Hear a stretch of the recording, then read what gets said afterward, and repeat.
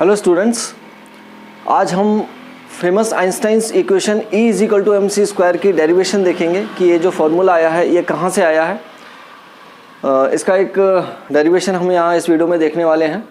तो जैसा कि हम जानते हैं कि सर अल्बर्ट आइंस्टाइन ने अपनी दो थ्योरीज प्रपोज की थी, जिनमें एक स्पेशल थ्योरी ऑफ रिलेटिविटी थी और एक जनरल थ्योरी ऑफ रिलेटिविटी थी। और उसमें उन्होंने ये बताया था कि किसी बॉडी के मूविंग मास और रेस्ट मास में क्या रिलेशन होता है। तो चलिए देखते हैं, इस फॉर्मूले की हेल्प से हम E is equal to mc² formula को डिराइव करेंगे। तो देखते हैं, उन्होंने बताया था कि किसी बॉडी के मूविंग मास और रेस्ट मास में एक फॉर्मूला होता है और ये होता है m is equal to m0 upon under root of 1 minus v² upon c²। इसे हम इक्वेशन नंबर 1 नाम दे देते हैं। यहां पर m जो है पार्टिकल का मूविंग मास है, moving mass of the particle. m0 is rest mass of particle। Rest mass यानी वो मास जो पार्टिकल की रेस्ट कंडीशन में है, यानी जब वो रुका हुआ है, मूव नहीं कर रहा है। v जो है उसका स्पीड है, स्पीड ऑफ पार्टिकल, यानी वो स्पीड जब वो मूव कर रहा है किसी वेलोसिटी से, किसी स्पीड से।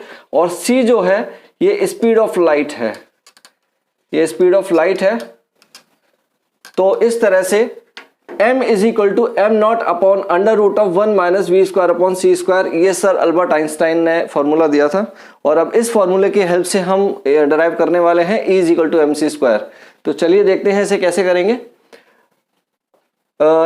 इस फॉर्मूले को हम लिख सकते हैं, that is m is equal to m0 upon 1 minus v² upon c² की पावर हाफ, क्योंकि हम जानते हैं स्क्वायर रूट की जो पावर होती है हाफ होती है। अब हम क्या करते हैं, अब हम इस फॉर्मूले को, इस डिजिट को, इस वैल्यू को ऊपर शिफ्ट कर देते हैं। तो हमें मिलेगा दैट इज m0 और 1 माइनस v² अपॉन c² की पावर माइनस हाफ। यहाँ पे पावर चूंकि डिनोमिनेटर में थी इसलिए प्लस हाफ थी, और जब मैंने इसे ऊपर न्यूमरेटर में शिफ्ट कर दिया तो ये माइनस हाफ हो गया। इसका जो साइन है वो चेंज हो गया, ये माइनस हाफ है। अब हम क्या करते हैं, अब हम इसे बायनोमियल थ्योरम से खोलने की कोशिश करते हैं।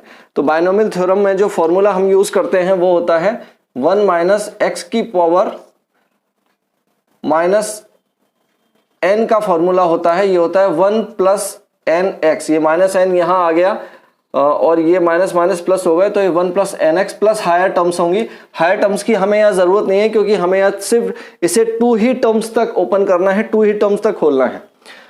तो we can write it as that is m is equal to m0 and 1 minus v² upon में ये हो जाएगा 2c²।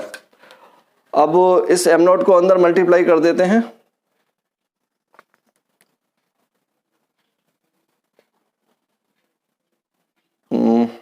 ये प्लस आएगा यहाँ पे, तो ये देखिए that is m is equal to m0 और plus m0 v² upon 2c²। अब हम इस m0 को यहाँ ट्रांसफर कर देते हैं इज इक्वल टू के लेफ्ट हैंड साइड में, तो we get m minus m0 is equal to m0 v² upon 2c²। Again we get m minus m0 into c² is equal to half of m0 into v²। So students, ये इक्वेशन हमें मिली है और यहां से हम देख सकते हैं कि हाफ m0 इंटू v² जो है बॉडी की काइनेटिक एनर्जी है, पार्टिकल की काइनेटिक एनर्जी है। तो इसको हम कैसे लिख सकते हैं, so we get m minus m0 into c² is equal to k। यहाँ भी हम इसे शो कर सकते हैं since k is equal to half m0 v²। अब इसको देखिए, यहां से we get mc² minus m0 C square is equal to K, और इसे हमने उधर शिफ्ट कर दिया, M C square is equal to K plus M not C square, और ये जो K plus M not C square है इसे यही होती है पार्टिकल की टोटल एनर्जी। तो we get M C square is equal to E and we get E is equal to M C square. इस तरह से अल्बर्ट आइंस्टाइन ने इस इक्वेशन की हेल्प से famous E is equal to M C square को derive किया था। उन्होंने बताया था कि जो एनर्जी होती है वो और कुछ नहीं, मास की ही एक फॉर्म होती है, और मास भी एनर्जी की ही एक फॉर्म है। इस तरह से एनर्जी और मास जो है वो इनकन्वर्टेबल हैं, एक दूसरे में कन्वर्ट किए जा सकते हैं। जैसे जैसे बॉडी का मास डिसअपियर होगा, सेम अमाउंट में एनर्जी रिलीज होगी, और जिस तरह से मास जो है बनेगा उस तरह से एनर्जी जो है वो डिसअपियर होगी। इस तरह से मास और एनर्जी जो है वो एक दूसरे में कन्वर्टेबल होता है। So this is the derivation of famous equation E is equal to M C square. Thank you.